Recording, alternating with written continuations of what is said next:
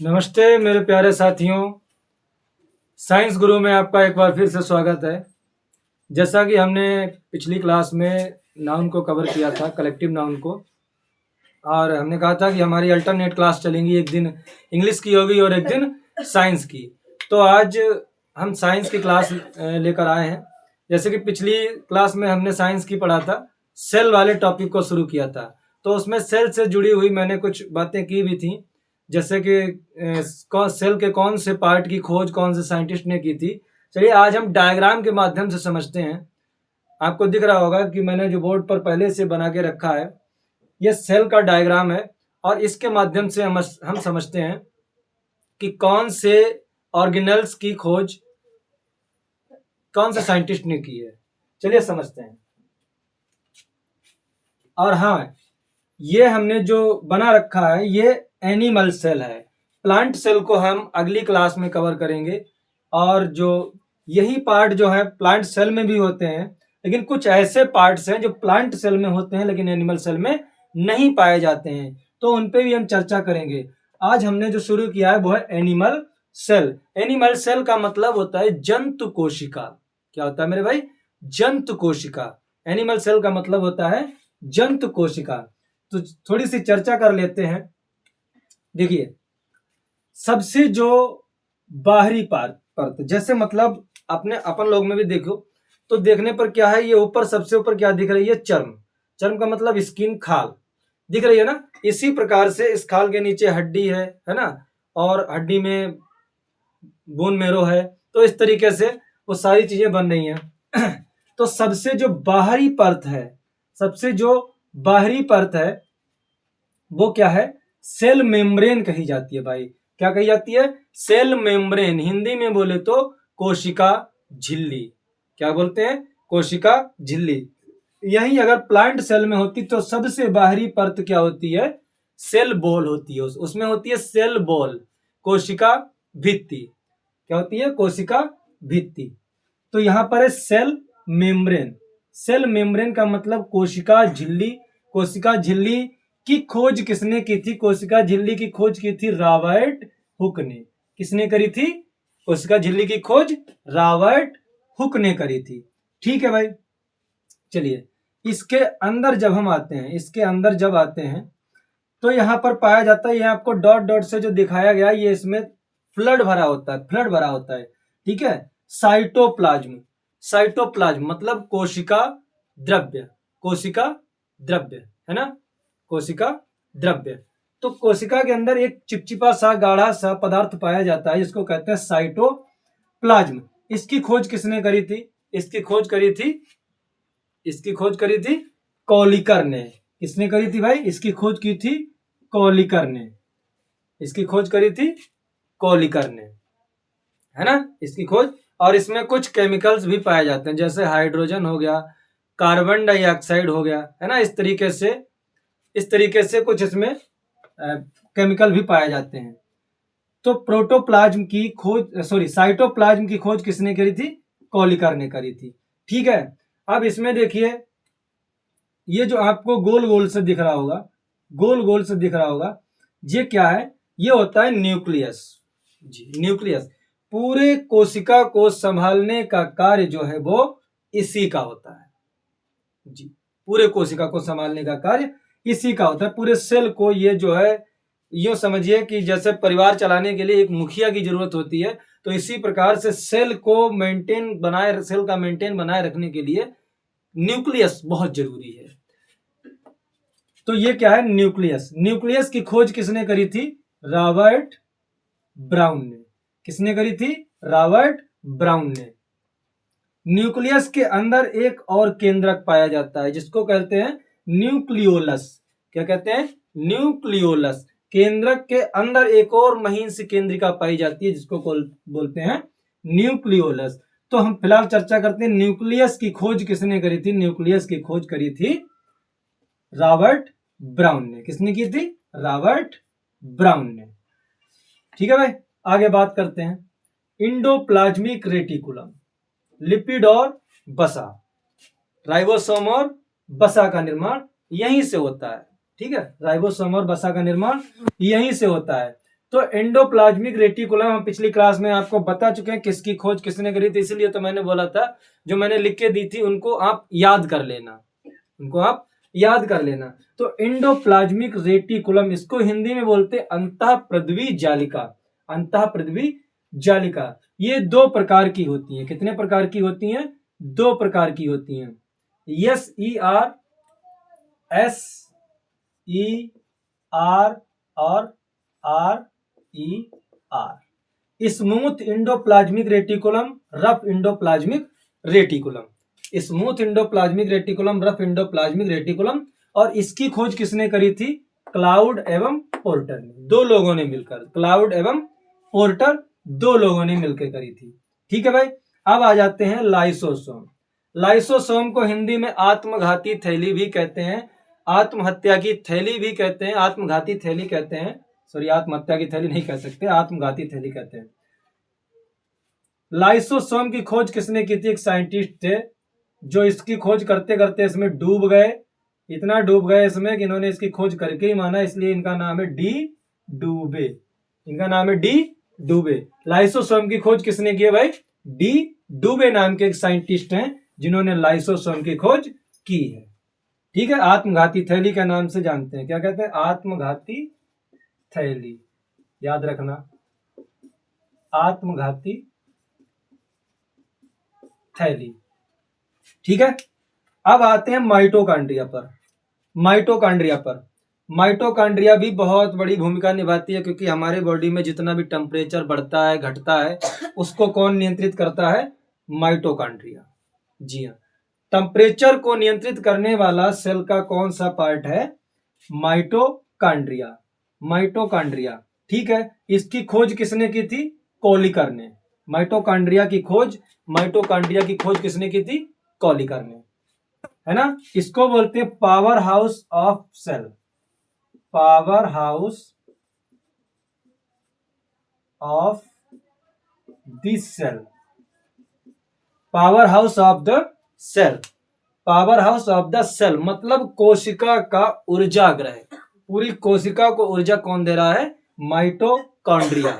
Mitochondria दे रही है पूरे सेल को एनर्जी, ऊर्जा दे रही है। इसकी खोज किसने की थी? कोलिकर ने की थी। किसने की थी? कोलिकर ने की थी। चलिए आ जाते हैं सेंट्रोसोम। सेंट्रोसोम क्या था? सेंट्रोसोम को हिंदी में बोलते हैं तारक काय। क्या बोलते हैं हिंदी में? तारक काय। और तारक काय की खोज किसने करी थी भाई? तारक काय की खोज की थी बाबेरी नाम के एक साइंटिस्ट थे। क्या नाम था? बाबेरी। बाबेरी।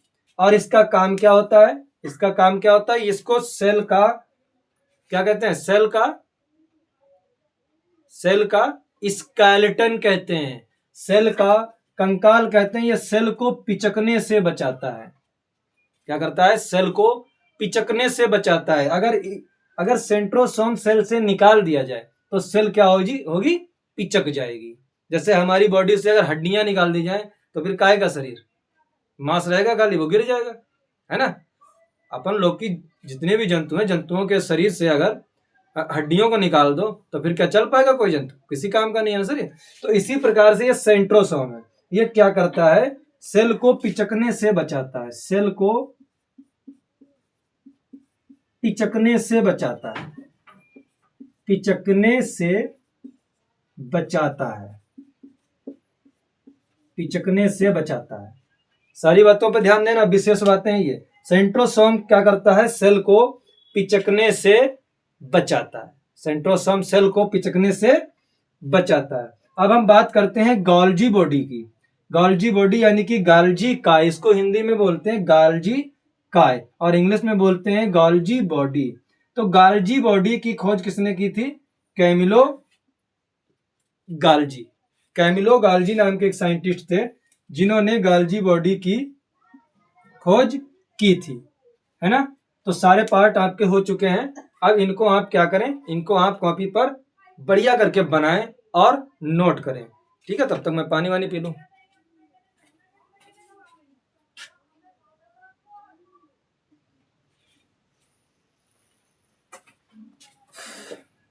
चलिए भाई शुरू करते हैं फिर से। मुझे लगता है कि आपने नोट कर लिया होगा। देखिए माइटोकॉन्ड्रिया की जो खोज है वो, सॉरी मैंने गलत लिख दिया था, कोलिकर ने नहीं बल्कि अल्टमान ने की थी। किसने की थी भाई? अल्टमान ने की थी, अल्टमान ने की थी।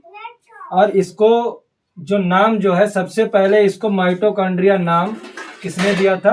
बेंडा ने दिया था। बेंडा नाम के एक साइंटिस्ट थे जिन्होंने इसको सबसे पहले माइटोकॉन्ड्रिया नाम दिया था। ठीक है, खोज इसकी अल्टमान ने की, लेकिन नामकरण किसने किया? बेंडा ने किया। ठीक है भाई, मतलब यह कि बच्चे को जन्म कोई और देता है और नामकरण कोई और करता है ना। पैदा किसी घर में होगा, नामकरण करने के लिए दूसरे घर का पंडित बुला के लाते हैं हम लोग। ठीक वैसे ही नामकरण किसने किया? बेंडा ने। और जन्म किसने दिया? अल्टमान ने, है ना। ठीक है, तो सारी चीजें समझ में आ गई होंगी आप लोगों को। अब इन पे हम थोड़ी सी चर्चा और कर लेते हैं। ये एनिमल सेल है, ठीक है। प्लांट सेल में इसके अलावा कौन कौन से पार्ट होते हैं? प्लांट सेल में एक तो तुम्हारा सेल वॉल आता है, सेल वॉल। और सेल वॉल की खोज किसने की थी? कोशिका भित्ति की खोज की थी रॉबर्ट हुक ने। किसने की थी? सेल वॉल की खोज रॉबर्ट हुक ने की थी। ठीक है, उसके बाद में आता है लिपिड, है ना। उसके बाद में आता है लिपिड। लिपिड का मतलब लवक, ठीक है। और लवक ये भी प्लांट्स में पाए जाते हैं, प्लांट सेल में होते हैं।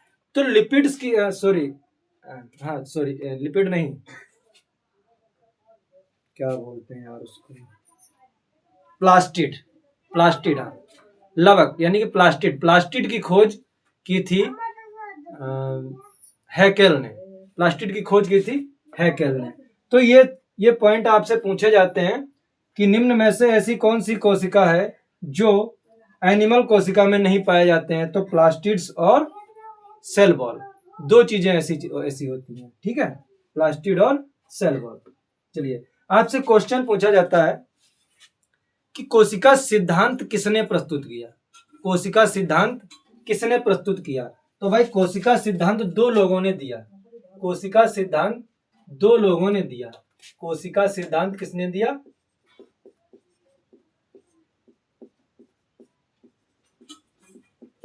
कोशिका सिद्धांत मैथियस लाइडन तथा थियोडर स्वान ने। मैथियर स्लाइडन तथा थियोडर स्वान ने। कोशिका सिद्धांत किसने प्रस्तुत किया? कोशिका सिद्धांत दो लोगों ने मिलकर दिया, मैथियर स्लाइडन तथा थियोडर स्वान ने। कोशिका सिद्धांत किसने दिया? मैथियर स्लाइडन तथा थियोडर स्वान ने।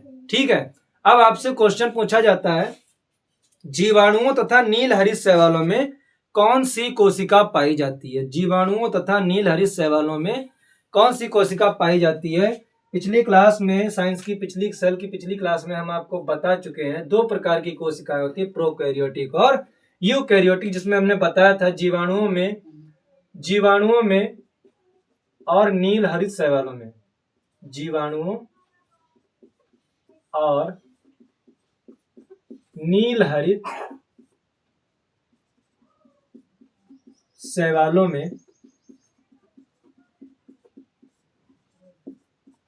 प्रोकैरियोटिक कोशिका पाई जाती है। प्रोकैरियोटिक कोशिका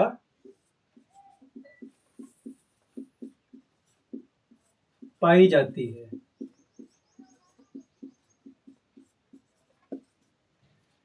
जीवाणुओं तथा नील हरित शैवालों में कौन सी कोशिका पाई जाती है?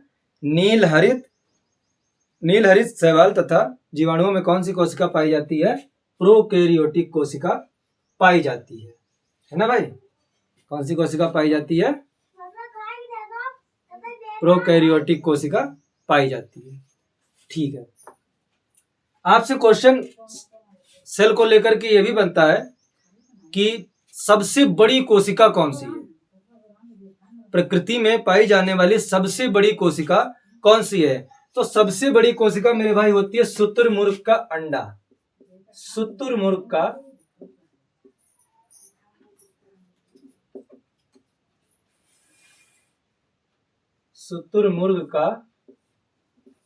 अंडा।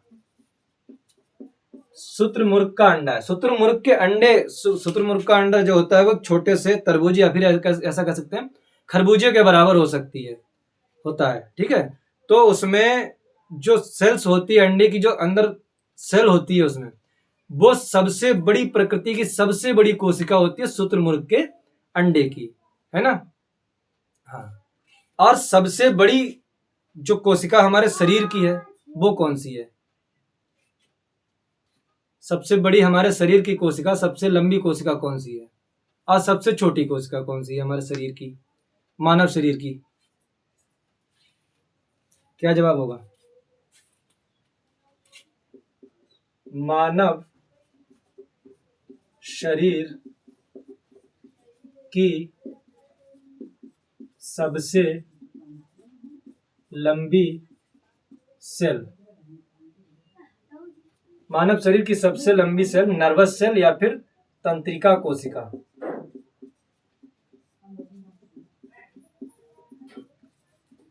तंत्रिका कोशिका होती है। मानव शरीर की सबसे लंबी कोशिका कौन सी होती है? तंत्रिका कोशिका। और मानव शरीर की सबसे छोटी कोशिका कौन सी होती है? सबसे छोटी कोशिका कौन सी होती है? स्पर्म या फिर शुक्राणु। मानव शरीर की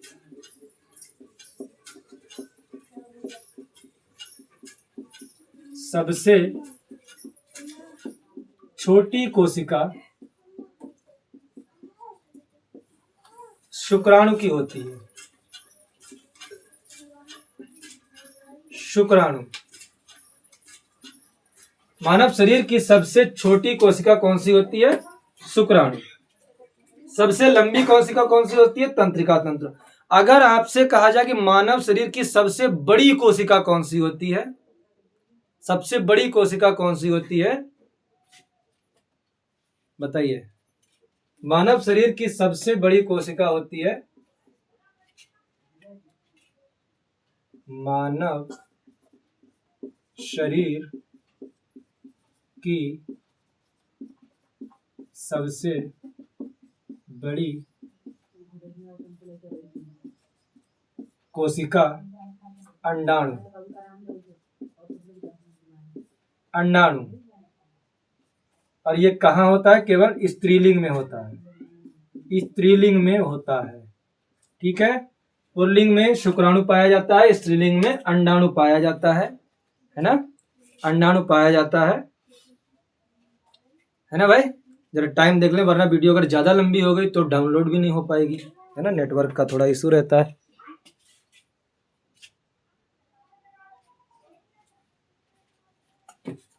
चलिए भाई, आज के लिए इतना ही, क्योंकि वीडियो 18 मिनट की एक्चुअली हो चुकी है, तो इसलिए आगे की बातें हम लोग करेंगे। बहुत सारे ऐसे इंटरेस्टिंग क्वेश्चन आपको सेल से जुड़े हुए मिलेंगे। तो आज के लिए इतना ही। नमस्कार।